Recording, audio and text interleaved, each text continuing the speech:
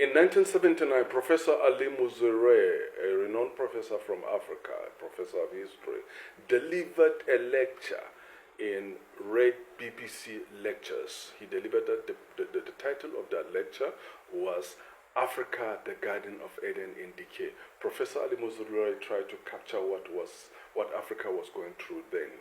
He said in his lecture that Africa was the Garden of Eden, but the Garden of Eden is in decay. That was in 1979, when things were still okay in Africa, when Africa was almost at peace then. But Professor Ali Muzre delivered that lecture where he said that the Garden of Eden was in decay. That gone are the days when African soil was so fertile that if you dip your finger into African soil, your finger will grow because of the fertility of the African soil, because of the productivity of the African soil. But today, the same African soil is so desecrated as a result of poverty, is so desecrated as a result of negligence, is so desecrated as a result of bloodbath and bloodletting due to sectarian crisis, war here and there. Due to communal crisis, the African soil is so desecrated, is so defiled by bloodbath. We saw what happened recently in Mali, where some group of terror group came to Mali and besieged Mali. They invaded so many communities in Mali, massacred people, and took out so many military installations that resulted to the death of Minister of Defense of Mali. Mali had been going through this terror attack for a long time. Africa has become a safe haven for terror activities. The relocation of Jenin, the relocation of ISIS and Al-Qaeda to the African continent because of the vulnerability of Africa, because of the porosity of Africa. Africa has become a safe haven for all these terror groups. These terror groups are conglomerating in Africa. They are running away from their headquarters in Syria, in Iraqi, and so because there are so many attacks on their bases there, therefore they have decided to be relocating to the African continent where they are establishing, where they are infiltrating the local terror groups by emboldening them and providing them with funds because Africa is so vulnerable. Africa is going through serious decay. What happened in Mali, what is happening in Nigeria, what is happening in Burkina Faso, what is happening in Congo, what is happening in Rwanda, and so many other places in Africa where there is sectarian crisis, where people have been massacred, where we keep on killing ourselves. Look at what happened recently in South Africa, the xenophobia, where you have the African man hating the African man simply because they belong to a different nationality, where we're having serious nationality crisis, where we're having serious identity crisis, African fighting themselves. This is what is happening in South Africa. Xenophobic attack.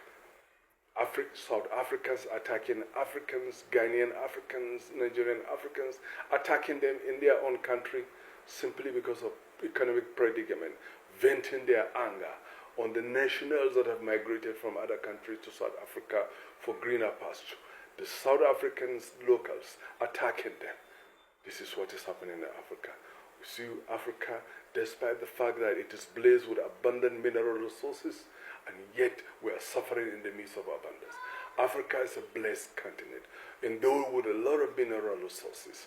Africa, it is in Africa you have the largest gold reserve in the world, in South Africa. It is in Africa you have the largest copper reserve in the world, in Congo. It is in Africa you have the largest tin deposit in the world, in Nigeria. It is in Africa you have so many mineral resources, and yet people are suffering, and yet Africa is backward. And yet we have become safe haven for terror activities. We are trying to resuscitate a party. We hate ourselves, like what is happening in South Africa. Africans killing Africans, an African man rising against an African man because of we belong to different nationality, and that was what Nelson Mandela fought against. That was what brought South Africa out. That was what brought ANC, the war against apartheid. It is the same South Africa that is going against Africans, fighting Africans, trying to tell them to leave their own country, back to their country. The same Africa where apartheid was fought. This is what is happening in Africa, despite the fact that we are blessed, we are endowed with a lot of mineral resources, human and natural resources, and yet we are backward, and yet we are suffering, and yet we have become a dumping ground. This is what is happening. What happened in Mali was so terrible, where a group of terror in conjunction with a separatist group connived, merged forces, invaded Mali, invaded so many communities in Mali, and massacred people, and took out so many government installations. They moved to the most secured area in Mali and took out the Minister of Defense in Mali. This is what is happening, and yet Africa will remain divided. The ECOWAS is not united.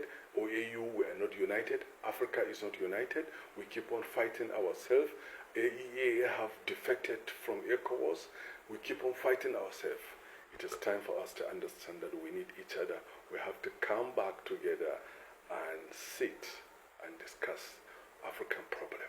I remember what William Ruto said some time ago when he said that we Africans, we have to come together and discuss our problem. We don't have to wait until America calls us, until France calls us, or whatever calls us to discuss our problem. We discuss our problem ourselves. We Africanize our solution. We Africanize our democracy. We Africanize our liberty. We Africanize our solution. But we wait until Paris calls us, until Washington calls us to discuss our problem. It is hard. This is what William Ruto said. Despite the fact that William Ruto has his own problem in his own country, where the people protested the Gen Z, that was what happened, where the government forces were used against the protesters. That was what happened. So there are a lot of problems in Africa that Africans must come together and sit and to discuss this problem, or else we'll continue to face all these terrible things that are happening to Africa. What is happening in Mali is happening in Nigeria. We are constantly being attacked, particularly in the northern part of Nigeria. We're seeing that recently the terror group gave the Nigerian government 72 hours to release 5 billion naira, or else there were about 416 captive victims in captivity in the hands of this terror group. They will eliminate them if this money is not supplied to them. This is what we are going through. What we are going through in Nigeria, what we are going through in Mali, what we are going through in Burkina Faso, what we are going through in South Africa, what we are going through in so many areas in Africa. The jihadists have invaded so many places in Africa. They have infiltrated so many communities. They have infiltrated so many countries. Jihadists in Central Africa, jihadists in West Africa, jihadists in North Africa, jihadists in South Africa, jihadists. So this is terrible. It is time for Africans to come together and discuss their problems and find a way out, or else we'll continue to be massacred, we'll continue to be chained, we'll continue to be relegated to the background, we'll continue to be vulnerable, we'll continue to be desecrated, we'll continue to be defied, we'll continue to go down unless we come together and then discuss our problem and find a way out by Africanizing the solution to our problems.